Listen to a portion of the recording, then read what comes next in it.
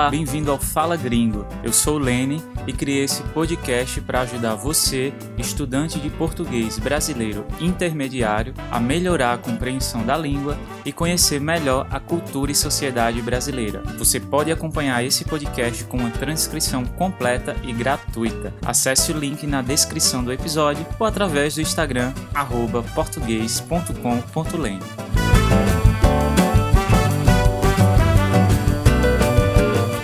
Fala gringo, fala gringa, como estão as coisas por aí do outro lado? Talvez você não saiba, mas para muitos brasileiros, Carnaval é muito mais que aquele período para fazer a festa, exagerar, beber em excesso, etc. O significado do Carnaval pode ir muito além disso. Pode significar uma pausa na rotina estressante, aquele momento que a gente vive se devendo, sabe? O momento de chutar o pau da barraca. Pode significar uma tradição familiar, essa coisa do patriarca ou a matriarca da família que criou um bloco há muitos anos atrás e ele continua desfilando nas ruas até hoje, passando de geração para geração. Pode significar a sobrevivência de um ritmo, uma dança ou um movimento cultural que dependem da festa para não serem esquecidos no mundo globalizado, cheio de cultura genérica e sem originalidade. Pois é, Carnaval pode significar muita coisa para muitas pessoas, e significa muito para mim também. Poucas coisas me dão tanta alegria quanto ver aquelas ruas coloridas, pessoas fantasiadas, se perder e se encontrar no meio da multidão, cantar os frevos e as marchinhas clássicas. Por isso, eu decidi compartilhar algumas ideias e criar esse pequeno guia do Carnaval brasileiro, com o objetivo de ajudar você a entender melhor essa festa. Pelo menos melhor do que o presidente do país, que ano passado, numa tentativa de deslegitimar o Carnaval como uma festa cultural, publicou em sua conta no Twitter um vídeo polêmico que mostrava dois jovens se expondo sexualmente na presença de milhares de pessoas durante um bloco carnavalesco. Segundo ele, era aquilo o que havia se tornado o Carnaval brasileiro. Aqui, vamos nos concentrar no que o Bolsonaro não conhece ou talvez não quis reconhecer, que é o Carnaval, que é cultura, que é tradição, que movimenta a economia, que atrai turistas e que não por acaso é um dos maiores símbolos do país.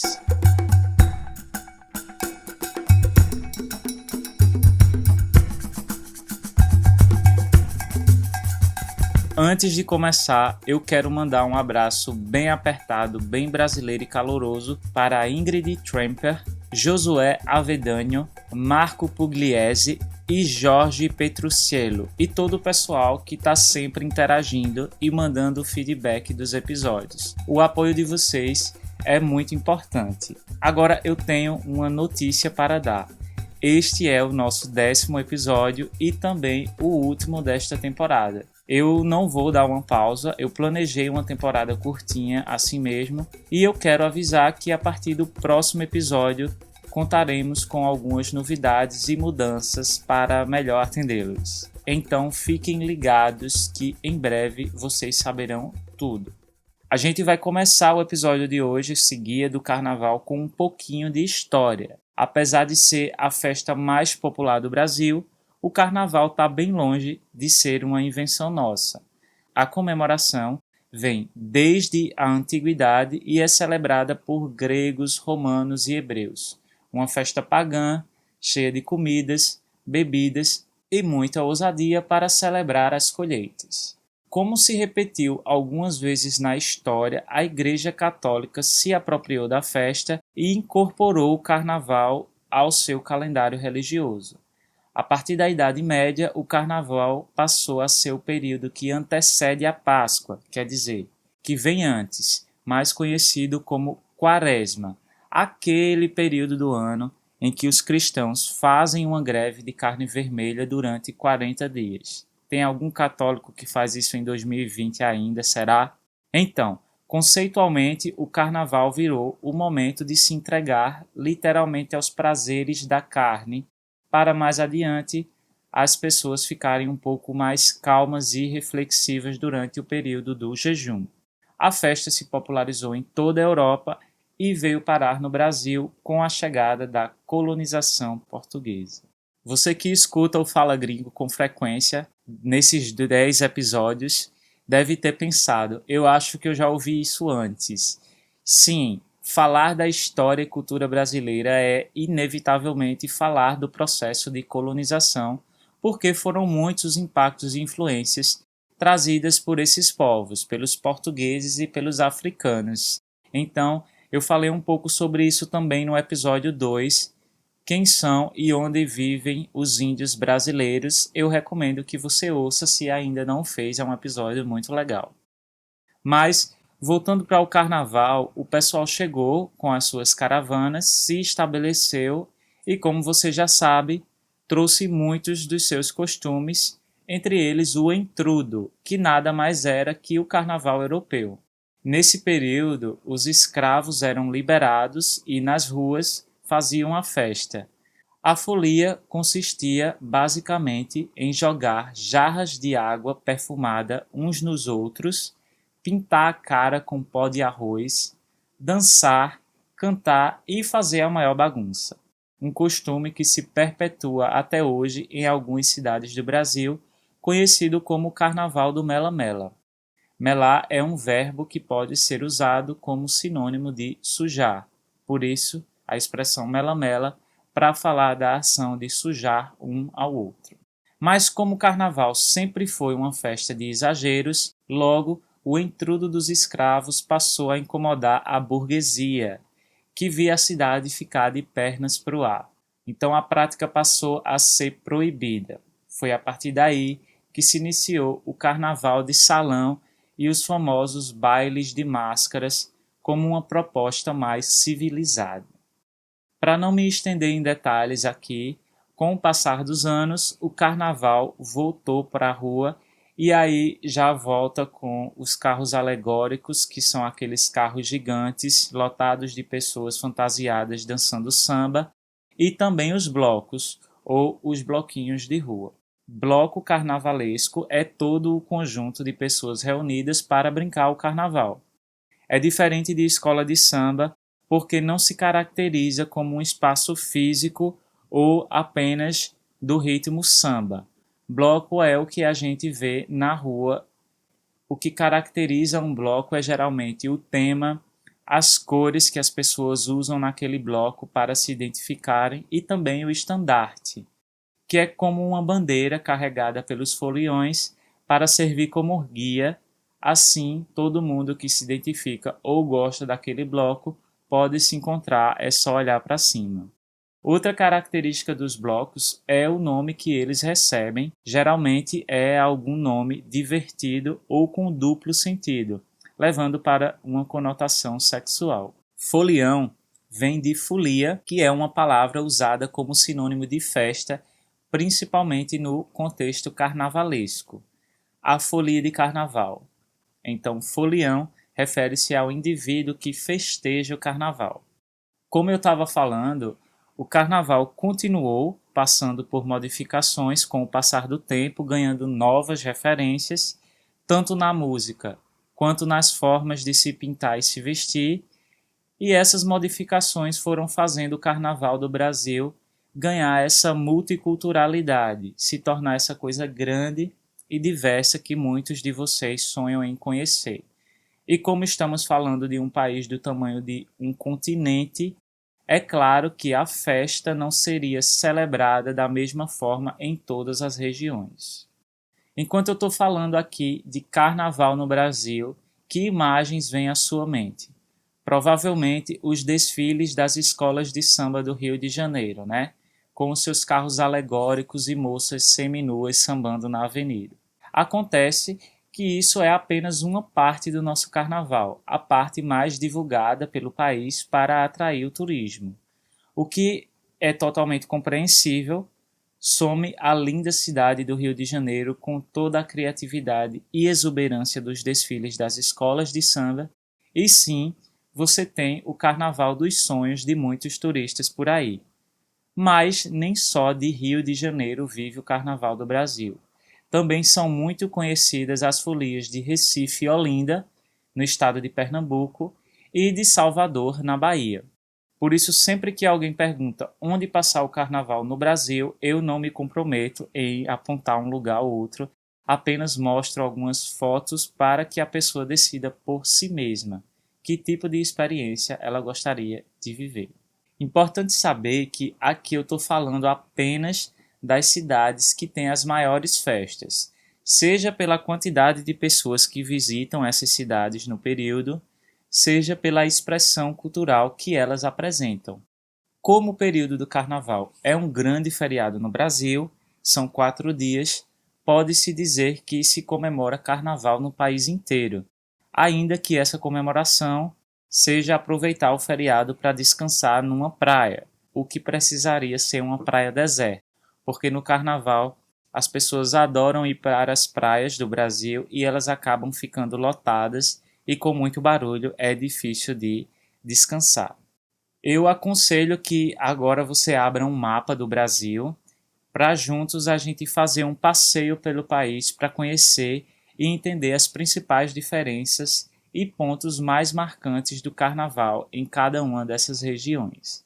No Carnaval do Rio de Janeiro, são as escolas de samba que se destacam, como eu já falei, e normalmente as escolas passam o ano inteiro se preparando para o desfile de Carnaval.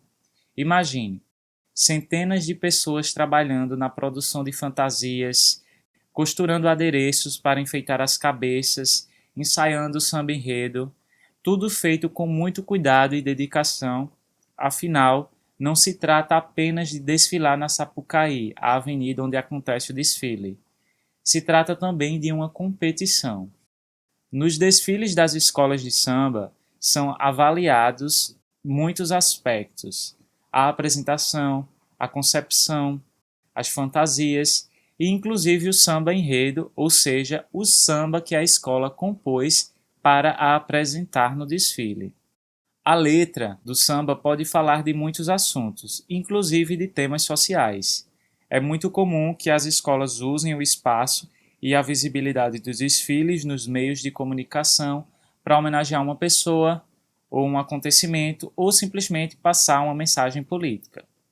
Se você nunca viu uma apresentação de uma escola de samba, na transcrição do episódio eu deixei um vídeo com os melhores momentos do desfile da Mangueira. Acessando o link na transcrição do episódio, você vai poder conferir esse desfile. Além do Rio, outros estados também contam com desfiles de escolas, como São Paulo, Amazonas e Santa Catarina, por exemplo. Mas quando comparados com o Rio de Janeiro, são de fato festas menos expressivas, menores. Saindo do Rio e subindo um pouco no mapa, chegamos no estado da Bahia e temos o grandioso Carnaval de Salvador, que é uma festa conhecida pelo axé e os trios elétricos. Axé é um ritmo musical muito dançante que surgiu na Bahia na década de 1980, da mistura de muitos outros ritmos que até então eram tocados no Carnaval. Por isso é um ritmo fortemente ligado ao período. Uma cantora brasileira muito famosa desse gênero musical é a Ivete Sangalo. Talvez você conheça, principalmente se você for da América do Sul. No Carnaval de Salvador, os cantores de axé se apresentam nos trios elétricos, que são carros de som gigantes, que ao mesmo tempo servem como palco. Então o show começa num ponto, o carro faz um percurso, enquanto isso os foliões vão pulando atrás do trio.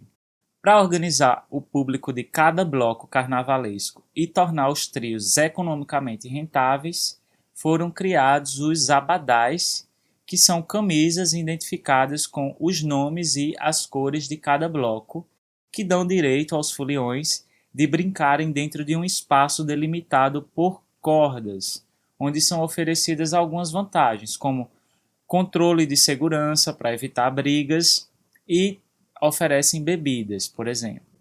Mas para isso o folião tem que pagar pelo abadá, pagar pela camisa. Quem não pode pagar pode acompanhar o bloco do mesmo jeito, só que mais distante do trio e fora dessa área do cordão de isolamento no que é conhecido como pipoca. É uma coisa meio separatista, existe essa discussão aqui no Brasil, ou seja, aquilo que separa, que exclui, mas estamos falando de um dos países mais desiguais do mundo. Então, não se impressione, porque perto da realidade do dia a dia, isso não é nada, infelizmente. Agora nós vamos subir mais um pouco ao Nordeste para o estado de Pernambuco, onde acontecem os carnavais de Recife e Olinda. Aqui no Recife, por exemplo, as festas de carnaval começam pelo menos um mês antes das datas oficiais, é o que chamamos de pré-carnaval, o que é ótimo porque nunca falta o que fazer no final de semana durante todo o verão. Inclusive eu estou muito feliz porque eu vou passar o carnaval por aqui esse ano, já que o ano passado eu estava em São Paulo e apesar de a cidade ter um carnaval de rua que está crescendo cada vez mais, não se assemelha, quer dizer, não parece em absolutamente nada com o carnaval daqui, que de fato foi o tipo de carnaval que fez eu me apaixonar por essa festa. Um dos pontos altos do carnaval do Recife é o bloco Galo da Madrugada, que já entrou para o livro dos recordes como o maior bloco do mundo em 1995. Diferente do Rio de Janeiro, com o samba, e de Salvador com o axé, o ritmo do carnaval aqui é o frevo, que também é gênero musical e dança ao mesmo tempo. Se você já ensaiou alguns passos de samba algum dia e achou difícil, precisa ver como é o frevo. São movimentos acrobáticos e que exigem muita técnica. Não, eu não sei dançar esse ritmo e não tenho preparo físico para isso, mas eu vou deixar na transcrição também um vídeo para vocês verem do que é que eu estou falando. Ao lado do Recife fica a cidade de Olinda, que é conhecida pelo Carnaval dos Bonecos Gigantes. Todos os anos, dezenas de bonecos representando personalidades e figuras conhecidas desfilam com os foliões, subindo e descendo as conhecidas ladeiras da cidade. O mais famoso deles, o Homem da Meia-Noite, é um boneco que, como o nome diz, desfila à meia-noite no sábado de carnaval, abrindo simbolicamente as comemorações de carnaval na cidade. Eu digo simbolicamente porque, na verdade, em dezembro já tem festa de carnaval em Olinda. Agora a gente vai abrir uma nova janela aqui no podcast, que é para falar de expressões idiomáticas. No episódio de hoje eu usei duas expressões que talvez tenham deixado você um pouco perdido. A primeira foi chutar o pau da barraca, que tem o sentido de mudar o comportamento de uma forma muito radical. Imagine que você está acampando numa barraca e alguém vai lá e dá um chute na madeira, no pau, né? O que acontece? A coisa cai. Então, se você leva uma vida cheia de compromissos e responsabilidades, é normal que em algum momento você queira chutar o pau da barraca e desistir de tudo. Sair por aí com a mochila nas costas ou coisa assim. Ou uma pessoa pode chutar o pau da barraca no trabalho e falar para o chefe que não suporta mais aquele ambiente abusivo, por exemplo. Quem nunca, né? A segunda expressão idiomática usada foi de pernas para o ar. Eu disse que quando acontecia o intrudo, o carnaval lá, trazido pelos portugueses e celebrado pelos escravos, as cidades ficavam de pernas para o ar, quer dizer, uma bagunça. É comum ouvir alguém dizendo em português: "Ah, minha vida está de pernas para o ar". Eu espero que esse não seja o seu caso.